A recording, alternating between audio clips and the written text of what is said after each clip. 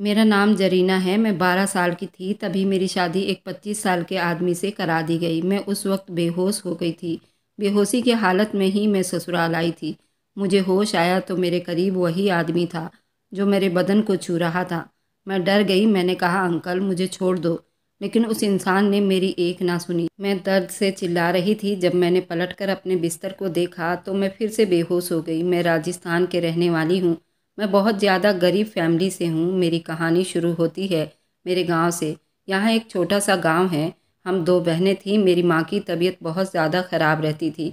मेरी माँ के आंतों में गांठ हो गया था जिसका ऑपरेशन कराना बहुत ज़रूरी था।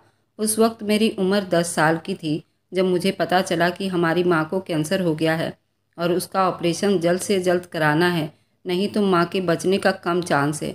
मेरे पापा के पास पैसे नहीं थे। हम बहुत गरीब थे। जब घर में खाने पीने के भी लाले पड़े होते थे।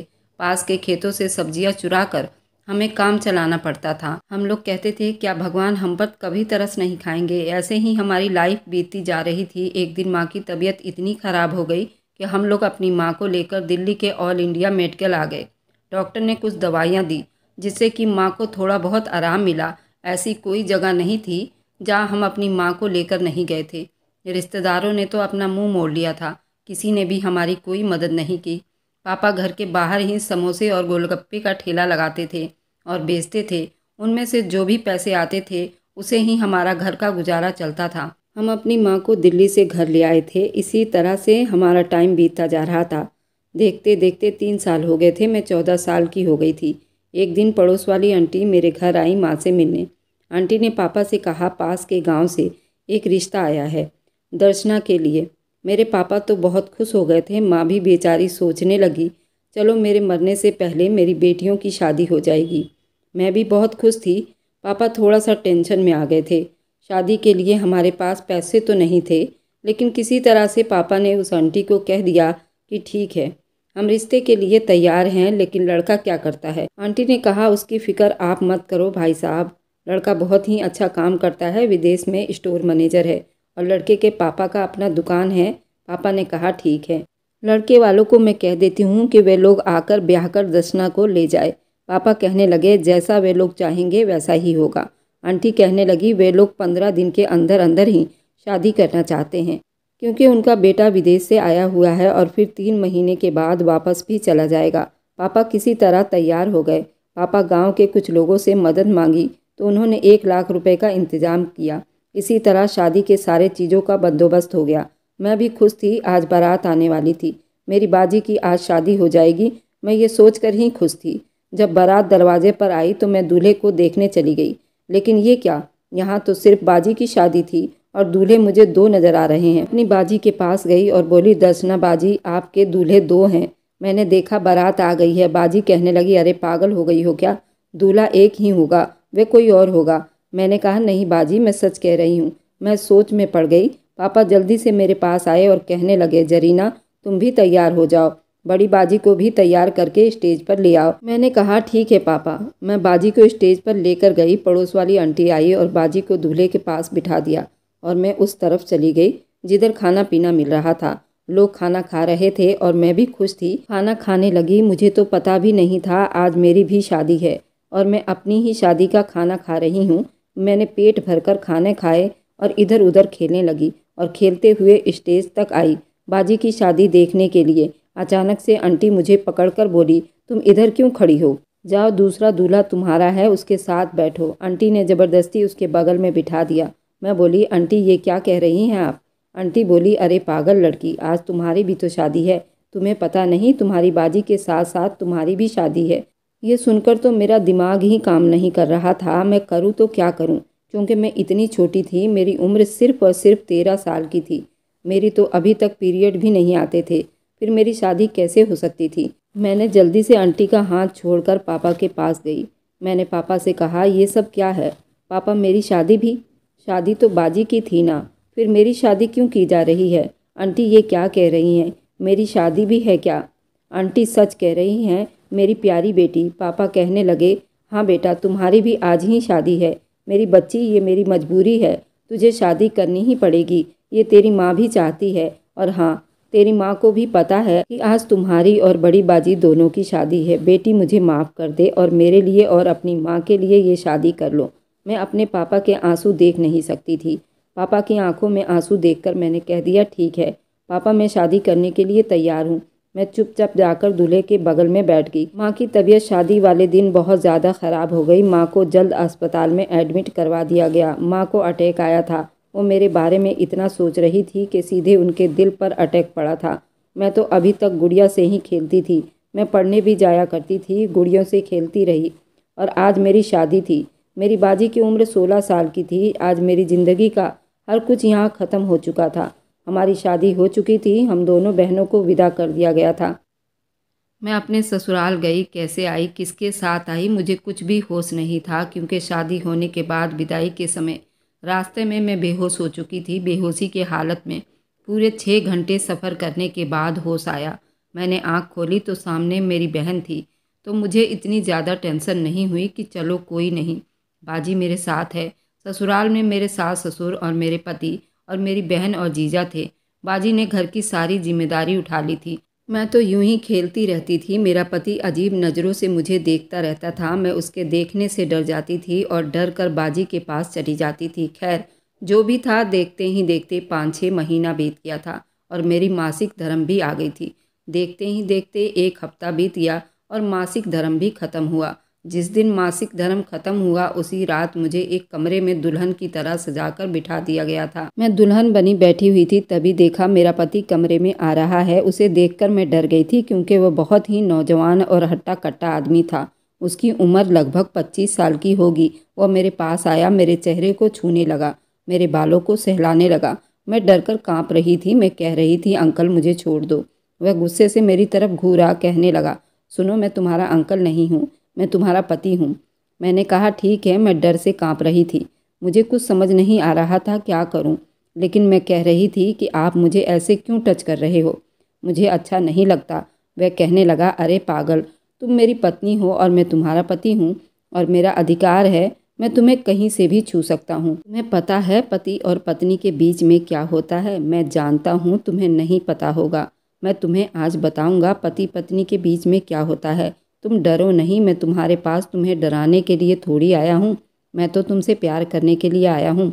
ऐसा कहकर मुझे अपनी बाहों में भर लिया था और मैं उसे मना करती रह गई। मुझे छोड़ दो, मुझे बहुत तकलीफ़ हो रही है, मुझे छोड़ दो, मुझे ये सब नहीं करना। लेकिन उसने मेरी एक ना सुनी और दरिंदों की तरह रात भर वो मुझे नोचता रहा। उसे मुझ पर जरा सी भी तरस न आई।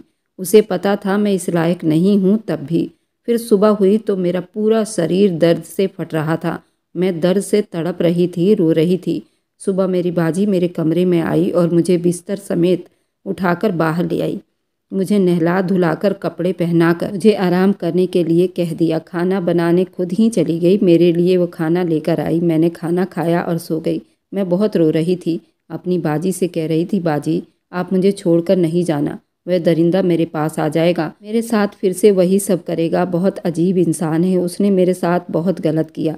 बाजी कहने लगी, घबराओ नहीं जरीना, सब कुछ ठीक हो जाएगा। देखना तुम बिल्कुल ठीक हो जाओगी, बिल्कुल पहले जैसे खेलने कूदने लगोगी। तुम्हें घबराने की कोई ज़रूरत नहीं है। देखो मैं हूँ ना तुम्हारे साथ, तुम्हारे पास ही हूँ। बाजी मुझे समझाकर कमरे से जा चुकी थी। मैं सो गई। देखते ही देखते 1 महीना बीत गया। तभी मुझे उल्टियाँ आने लगी और मैं चक्कर खाकर आंगन में गिर पड़ी। मेरी सास और बाजी दौड़कर मेरे पास आई और उन्होंने डॉक्टर को बुलाया। डॉक्टर ने मेरा चेकअप किया तो बताया मैं प्रेग्नेंट हूँ। मैं तो डॉक्टर की बातें सुनकर समझ ही नहीं पाई थी कि ये सब क्या होता है और ये लोग क्या कह रहे हैं। मैं प्रेग्नेंट हूँ, ये कैसी बीमारी है? मुझे नहीं पता था प्रेग्नेंट का मतलब क्या होता है। लेकिन अच्छी बात ये थी, उसी दिन पापा घर आए और कहने लगे, माँ बिल्कुल ठीक हो गई है। ये कैसा चमत्कार था। आज पता चला कि मैं प्रेग्नेंट हूँ और आज ही पता चला कि माँ ठीक हो गई हैं। मैं तो डर गई थी, कहीं माँ परेशान ना हो जाए ये सुनकर कि मैं प्रेग्नेंट हूँ।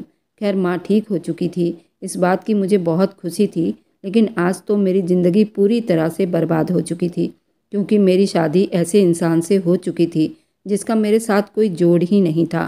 कुछ दिनों बाद मुझे पता चला मेरे पति ने अपने माँ बाप से छुपाकर एक और शादी कर रखी थी। वह लड़की मेरे सास ससुर को पसंद नहीं थी। मुझे इन सारी बातों की कोई भी जानकारी नहीं थी और ना ही मुझे समझ आती थी। मैं सोचती थी चलो एक और पत्नी है तो उसमें मेरा क्या बिगड़ेगा, मेरी तो अब उस इंसान के साथ शादी हो चुकी है, अब तो ये मेरा पति है। इस तरह से टाइम बीत रहा था। धीरे धीरे 5 महीना बीत चुका था और इन 5 महीनों के अंदर मेरा पेट फूलने लगा था। मैं डर गई थी। मैं अपनी सास के पास गई और कहने लगी कि माँ जी मेरा पेट क्यों बाहर को आ रहा है, मेरे पेट में ऐसा क्या हुआ है। मेरी सास ने मुझे कहा कुछ नहीं बेटा, ऐसा होता है, तुम जाकर आराम करो, सब ठीक हो जाएगा। मैं अपनी बाजी के पास गई। मेरी बाजी भी इतना नहीं जानती थी, लेकिन उन्होंने कहा कि देखो जरीना, तुम प्रेग्नेंट हो, इसका मतलब होता है कि तुम्हारे अंदर एक नन्ही सी जान पल रही है। इस नन्ही सी जान को कुछ ही दिनों में तुम जन्म दे दोगी। मेरी बाजी तो बहुत खुश थी। शादी के 3 महीने के बाद जीजा कतर चले गए थे। वह वहीं पर जॉब करते थे और वे तो बहुत अच्छे इंसान थे। बाजी भी जीजा को बहुत चाहती थी। बाजी की बातें सुनकर मैं चुप हो गई और चुप्पी से अपने कमरे में आकर बैठी थी। तभी मेरा पति आया और कहने लगा सुनो, तुम अपना सामान बांधो और इस घर से चलती बनो। मैं तुम्हारे साथ अब नहीं रहूँगा, मैं अब मुनीफा के साथ रहूँगा। वो मेरी बीवी है और मैं उसे बहुत मोहब्बत करता हूँ। वह तो मेरे मम्मी पापा की ज़िद थी कि मैं तुमसे शादी करूँ, क्योंकि वह चाहते थे कि मैं लव मैरिज ना करके उनके पसंद की लड़की से शादी करूं और मैं किसी गांव की लड़की से शादी करूं। तो मैंने उनके कहने पर शादी कर ली थी। लेकिन अब मैं तुम्हारे साथ नहीं रह सकता, इसलिए तुम अपना सामान बांधो और निकलो यहाँ से। मैं घबरा गई क्योंकि अब मैं शादी का पूरा मतलब जान चुकी थी और यह आदमी जो कह रहा था वो मुझे छोड़ने की बातें कर रहा था और मैं ऐसा नहीं कर सकती थी और मुझे नहीं छोड़ सकता था, क्योंकि मेरे पापा ने हमारी शादी पर बहुत पैसे खर्च किए थे। पूरे 1 लाख उन्होंने जमा करके लोगों से मांग करके हमारी शादी की थी और यह आदमी मुझे छोड़ देगा तो मेरे पापा जीते जी ही मर जाएंगे। मेरा क्या होगा और मेरे बच्चे का क्या होगा। मैं रोती हुई अपने सास ससुर के पास गई। बाजी भी वहीं थी। मैं रो रो कर कहने लगी देखिए जोरान जी क्या कह रहे हैं, वह मुझे नहीं रखेंगे। मेरी सास परेशान हो गई। मेरे ससुर जी मेरे पति को समझाने लगे देखो तुम ऐसा नहीं कर सकते, तुम्हें उसके साथ ही रहना पड़ेगा। जरीना बहुत अच्छी लड़की है और ये तुम्हारे बच्चे की माँ बनने वाली है, तुम ऐसा कैसे कर सकते हो, तुम्हें जरीना के साथ ही रहना होगा। मेरे पति को सारे लोग समझा रहे थे लेकिन वह किसी का नहीं सुन रहा था। ये सब देखकर मेरे अंदर अजीब सी बेचैनी होने लगी। मैं अचानक से सीरियस हो गई।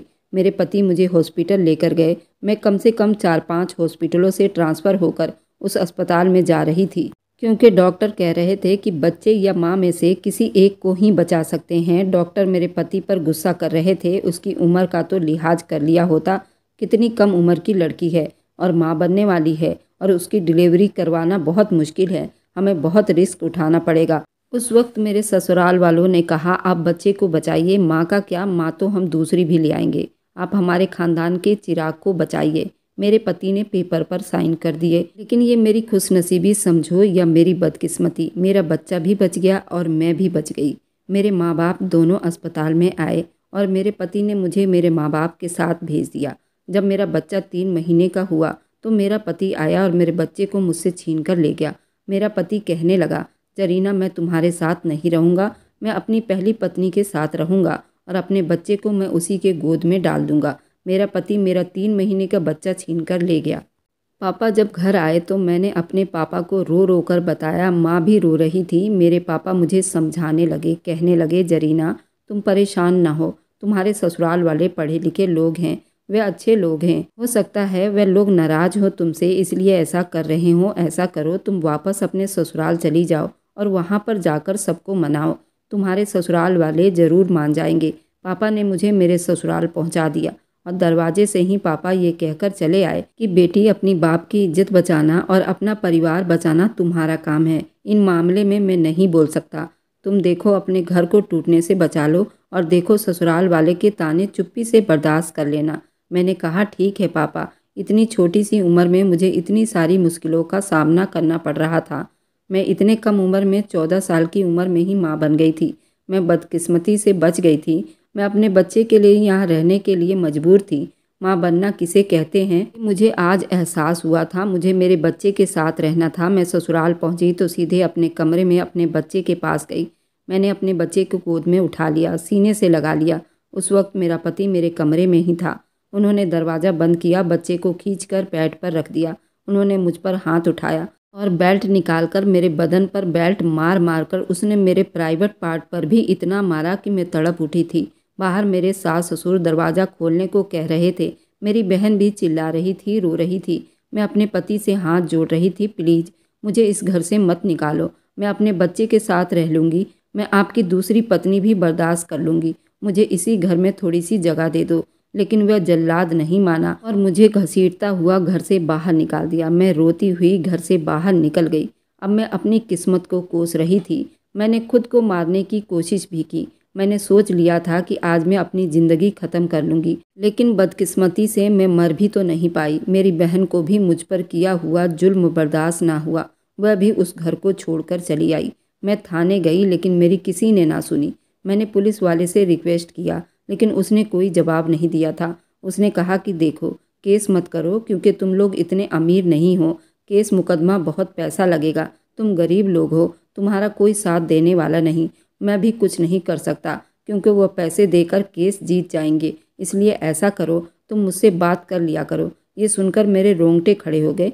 मैंने कहा, ठीक है साहब, आपको जो कहना था वह कह दिया। मुझे क्या करना है आपको बताने की ज़रूरत नहीं है। मुझे उस इंसान के साथ अब नहीं रहना है, लेकिन आपसे रिक्वेस्ट है कि मेरे बच्चे को मुझे दिलवा दो। और वह पुलिस कहने लगा, बच्चा तुम्हें नहीं मिल सकता, वह बच्चा तुम्हारे पति को ही दिया जाएगा क्योंकि उसका पालन पोषण वह अच्छे से कर सकता है। तुम तो अभी 15-16 साल की बच्ची हो और तुम्हारा बच्चा तभी मिल सकता है जब तुम 18 साल की होगी। मैं पुलिस वालों के हाथ जोड़ने लगी। मैं बोली, साहब कुछ भी करो लेकिन मुझे मेरा बच्चा दिलवा दो।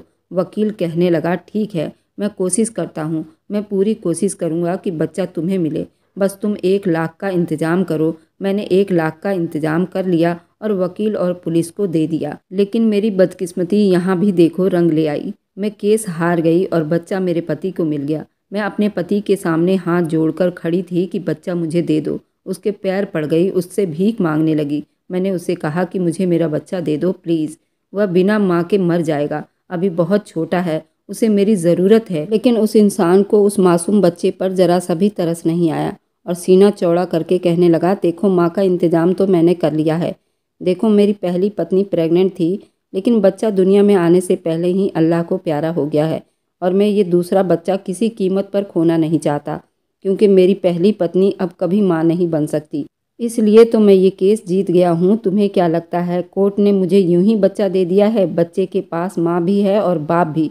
तुम्हें ज़्यादा बच्चे की फ़िक्र करने की ज़रूरत नहीं। वकील का कहना था, बच्चा आपको नहीं मिल सकता। एक तो आपकी उम्र 18 साल की नहीं हुई, लेकिन आप बहुत छोटी हैं, आप बच्चे की जिम्मेदारी नहीं उठा सकती। उनका ये कहना था कि मैं वहीं बेहोश होकर ज़मीन पर गिर गई। मम्मी पापा ने मुझे किसी तरह संभाला और मुझे घर ले आए। मुझे होश आया तो मैं सिर्फ अपने बच्चे को ढूंढ रही थी। मुझे बहुत रोना आ रहा था। मैं दीवारों में सर दे देकर अपने आप को मार देने की कोशिश कर रही थी। मुझे मेरा बच्चा बहुत याद आता था। इसी तरह से करते करते काफ़ी दिन बीत गया। पापा ने मुझे रिश्तेदार के घर भेज दिया। मैं खाला के घर आ गई। मैं यहाँ खाला के घर 4 साल तक रही। खाला का एक बेटा जरगम था। जरगम मुझे बहुत ज़्यादा अच्छा लगता था। वह पढ़ा लिखा था, मेरी सारी हकीकत उसे पता थी। मैंने अपने बीते हुए कल के बारे में उसे सब कुछ बता दिया था। जरगम हर समय मुझे हंसाने की कोशिश करता। जरगम बहुत अच्छा लड़का था। वह अच्छी नौकरी भी करता था, उसकी इनकम भी काफ़ी अच्छी थी। उसने मेरे आगे की पढ़ाई कंप्लीट करवाई। मैं यहाँ बहुत खुश थी। पापा से बात करती रहती थी। पापा को बताती थी कि मैं यहाँ पर बिल्कुल ठीक हूँ। मैं भी पापा से कह देती, माँ परेशान ना हो और बाजी को कह दो कि वह जीजा जी को मना ले और जीजा जी के साथ ही बाहर विदेश चली जाएं। मेरे जीजा जी कतर में काम करते थे। जीजा जी की तो कोई गलती नहीं थी, वह उन जाहिलों के साथ नहीं रहते थे। मेरे कहने पर बाजी ने जीजा जी के साथ रहने का फैसला कर लिया। जीजा जी बाजी को विदेश कतर ले गए। वह अपनी ज़िंदगी में खुश रहने लगी। मुझे भी बहुत खुशी हुई थी क्योंकि मेरी वजह से बाजी वह घर छोड़कर आ गई थी। बाजी ने कहा कि मैं उस घर में वापस नहीं जाऊंगी। जीजा जी तैयार हो गए और उन्होंने बाजी को कतर में ही बुला लिया। खैर अब मेरे मम्मी पापा भी अच्छे से रह रहे थे। मैं उनसे बात करती रहती थी। इधर जरगम और मेरी खाला पूरी कोशिश करते थे कि मैं अपनी पुरानी यादों को भूल जाऊं। मेरे साथ जो भी हुआ वह मैं सब कुछ भूल जाऊं। लेकिन मैं कैसे भूल सकती थी वे सारी बातें, मैं वह सारे हालात जो मेरे साथ बीते थे, जो जख्म आज भी मेरे बदन में मौजूद हैं। एक दिन मैं रो रही थी, तभी जरगम मेरे पास आया और कहने लगा, जरीना तुम बुरा ना मानो, तो एक बात बोलूँ? मैंने जरगम से कहा। हाँ बोलो, क्या कहना चाहते हो? जरगम कहने लगा कि तुम्हें अगर दोबारा शादी करने का मौका मिले तो तुम क्या करोगी? मैंने कहा बिल्कुल नहीं, मुझे नफ़रत है शादी के नाम से। मैं अपनी ज़िंदगी में कामयाबी हासिल करना चाहती हूँ। मैं अपने पैरों पर खड़ा होना चाहती हूँ। खाला ने कहा ठीक है जरीना, अच्छी बात है, लेकिन अगर तुम्हें अच्छा लड़का मिले तो क्या तुम शादी नहीं कर सकती जरीना? मैंने कहा बिल्कुल नहीं। अच्छे तो वे लोग भी थे, पढ़े लिखे थे, लेकिन क्या हुआ? बाद में जब हकीकत सामने आई तो मेरे साथ क्या हुआ? इतनी छोटी सी उम्र में मैंने बहुत कुछ देखा है, मुझे शादी के नाम पर डर लगता है। जरगम कहने लगा जरीना तुम क्यों डरती हो? मैं हूं ना तुम्हारे साथ। देखो तुम बुरा ना मानो, क्या तुम मुझसे शादी कर सकती हो? जरगम की ऐसी बातों ने मेरे रोंगटे खड़े कर दिए थे। ये कैसे हो सकता है? जरगम मेरे बारे में हर कोई जानता था और इतना कुछ जानते हुए जरगम मुझसे शादी कैसे कर सकता था? जरगम एक बहुत अच्छा लड़का है, उसे तो कोई भी लड़की मिल सकती है और इतना अच्छा नौकरी करता है, फिर वो मुझ जैसी लड़की से शादी करने के लिए तैयार कैसे हो सकता है? जरगम कहने लगा देखो जरीना, मैं माँ से बात करूँगा, तुम एक बार हाँ कह दो तो तुम्हारी ज़िंदगी में जो भी दुख है वह मैं सारे ख़त्म कर दूंगा। मैं तुमसे वादा करता हूँ, मैं तुम्हारे ज़िंदगी के सारे जख्म को मिटा दूंगा अपनी मोहब्बत से। और सच कहो तो जब से तुम आई हो ना मेरी ज़िंदगी में तुमसे मोहब्बत करने लगा हूँ। तुम्हारे इस मासूम चेहरे से तुम्हें पता है तुम बहुत अच्छी लड़की हो। मेरी माँ को भी इस बात से कोई एतराज़ नहीं होगा, मैं माँ को मना लूँगा। मैंने जरगम से कहा नहीं, ऐसा नहीं हो सकता, मैं तुमसे शादी नहीं कर सकती हूँ, कभी नहीं। खाला कभी नहीं मानेंगी इस रिश्ते के लिए। जरगम कहने लगा अगर मान गई तो तुम्हें कोई एतराज़ तो नहीं? मैंने कहा मैं सोच कर बताऊंगी। जरगम मैं अभी उन सारी बातों को भूल नहीं पाई हूँ, मैं अपने बच्चे को आज भी याद करती हूँ, मेरा दिल तड़प उठता है। मैं अपने बच्चे को पाना चाहती हूँ, अपने बच्चे को छूना चाहती हूँ, उसके साथ रहना चाहती हूँ, पर मेरी किस्मत तो देखो, उसे सीने से भी नहीं लगा सकती। जरगम कहने लगा जरीना देखो, मैं समझ सकता हूँ, लेकिन तुम जिंदगी भर अकेली नहीं रह सकती हो ना, तुम्हें किसी के साथ की ज़रूरत तो होगी। तुम अकेले ज़िंदगी कब तक बिताओगी? जरगम मेरे करीब आया और कहने लगा देखो जरीना, मैं तुमसे मोहब्बत करता हूँ, तुम्हारे लिए मैं तुम्हारे बच्चे को भी अपनाने को तैयार हूँ। तुम एक बार हाँ कह दो, मैं तुमसे शादी करके तुम्हारा बच्चा भी ज़रूर वापस लाऊंगा, तुम्हारे गोद में लाकर रख दूंगा। जरगम का इतना कहना था, मैं फूट फूट कर रोने लगी थी और जरगम के सीने से लग गई थी। जरगम ने मुझे अपनी बाहों में भर लिया था। तभी खाला ने हमें देख लिया। जरगम खाला के पीछे पीछे चला गया। अपने कमरे में जाकर खाला को पूरी कहानी सुनाई कि मैं जरीना से मोहब्बत करने लगा हूँ। जरगम ने पूरी कोशिश की खाला को मनाने की। खाला ने कहा जरगम मुझे तो जरीना बहुत पसंद है और मैं जरीना को अपनी बहू भी बनाना चाहती थी, लेकिन मुझे डर था कहीं तुम मुझसे नाराज़ ना हो जाओ। जरगम ये बात सुनकर खाला के सीने से लग गया था। खाला और जरगम मेरे कमरे में आए। खाला ने कहा जरीना, मेरी बच्ची तुम्हें बहुत दुख मिले हैं, मैं चाहती हूँ तुम जरगम से शादी कर लो और अपनी ज़िंदगी की नई शुरुआत करो। तुम अपने सारे परेशानियों और दुखों को भूल जाओ, अपनी सारे बीते हुए पल को भूल जाओ और अपनी ज़िंदगी की नई शुरुआत करो। मैं अपने खाला के सीने से लग गई और मैं इस रिश्ते के लिए तैयार हो गई। खाला ने माँ को और पापा को भी बुला लिया। पापा ने हमारी शादी बड़ी धूमधाम से करवाई। आज मैं जरगम की दुल्हन बनकर उसके कमरे में बैठी हुई थी। जरगम मेरे करीब आया और उसने मुझे अपनी बाहों में भर लिया, अपनी मोहब्बत से मुझे भिगो दिया। आज मैं बहुत खुश थी। धीरे धीरे वक्त इसी तरह बीत रहा था और 4 महीने बीत गए। एक दिन जरगम मेरे पास आया और कहने लगा जरीना चलो, हमें इलाहाबाद जाना है। इलाहाबाद का नाम सुनकर ही मेरी रूह काँप उठी। जरगम कहने लगा चलो, मैंने वादा किया था ना, मैं तुम्हें तुम्हारे बेटे से ज़रूर मिलवाऊंगा। जरगम के साथ इलाहाबाद गई, क्योंकि यहाँ इलाहाबाद में ही जरगम की ड्यूटी थी। वो पोस्ट ऑफिस में पोस्टमैन था। उसको एक सरकारी फ्लैट मिली हुई थी, वहीं पर मुझे ले गया। हम दोनों वहाँ पर बहुत हंसी खुशी ज़िंदगी बिताने लगे। 2 साल के बाद मैं प्रेग्नेंट हो गई और यहाँ इलाहाबाद के अस्पताल में मेरा इलाज चल रहा था। जो बच्चा मेरे पेट में था वो बहुत कम मूवमेंट करता था और समय समय पर मेरा चेकअप भी होता रहता था। डॉक्टर ने मुझे बेड रेस्ट बताया था। मेरी खाला भी यहाँ मेरे साथ आ गई थी, क्योंकि मुझे देखने वाला कोई नहीं था। खाला मेरी बहुत देखभाल कर रही थी और जरगम भी मेरी बहुत ख्याल रख रहा था। मेरी ज़िंदगी तो बहुत खुशगवार बीत रही थी। मेरा 9वां महीना चल रहा था। अस्पताल वालों ने मुझे 15 दिन पहले ही एडमिट करवा लिया था, क्योंकि मुझे बड़ा ऑपरेशन से बच्चा होना था। मैं यहाँ के वार्ड में टहल रही थी, तभी मेरी नज़र एक आदमी पर पड़ी जो कि बहुत परेशान दिखाई दे रहा था। शायद मैं उस आदमी को अच्छी तरह से पहचान सकती थी क्योंकि वह आदमी कोई और नहीं, मेरा पहला पति जोरान था। वह काफ़ी परेशान दिखाई दे रहा था, ऐसा लग रहा था जैसे अभी रो देगा। कुछ ही दूरी पर मैंने जोरान के माँ बाप को भी देखा। जब उन दोनों को देख लिया तो मैंने अपने आप को छुपाना चाहा क्योंकि मैं नहीं चाहती थी कि मैं उन लोगों के सामने जाऊं। मुझे उन लोगों से सख्त नफरत थी। डॉक्टर के काउंटर पर पता किया तो डॉक्टर ने जो बात बताई, मेरे पैरों तले से ज़मीन निकल गई थी। उसने बताया कि मेरे पहले पति की पत्नी मर चुकी है, इसलिए वह आदमी इतना परेशान है। सुबह सुबह ही उस औरत को एडमिट करा दिया गया था। उसका कई सालों से कैंसर का इलाज हो रहा था, जो कि डॉक्टर ने जवाब दे दिया था कि उसका बचना बहुत मुश्किल है। कैंसर की वजह से ही आज वह इस दुनिया को छोड़कर चली गई है। मैं तो डॉक्टर की बात सुनकर बिल्कुल हैरान रह गई और मुझे बहुत ज़ोरों का दर्द उठने लगा और मैं भी बेहोश हो गई। जब मुझे होश आया तो मेरा दूसरा पति मेरे सामने खड़ा बहुत परेशान दिखाई दे रहा था और मेरी खाला भी मेरे पास खड़ी थी। उन्होंने जो खबर मुझे सुनाई तो खुशी के मारे मैं झूम उठी। मैं हिलना चाह रही थी लेकिन खाला ने मना कर दिया कि तुम आराम करो क्योंकि तुम्हारा बहुत बड़ा ऑपरेशन हुआ है और ये बच्चा ऑपरेशन से ही हुआ है। और मैंने एक बेटे को जन्म दिया था। जरगम परेशान था क्योंकि मेरी तबीयत ख़राब थी। वो मेरे लिए बहुत परेशान था।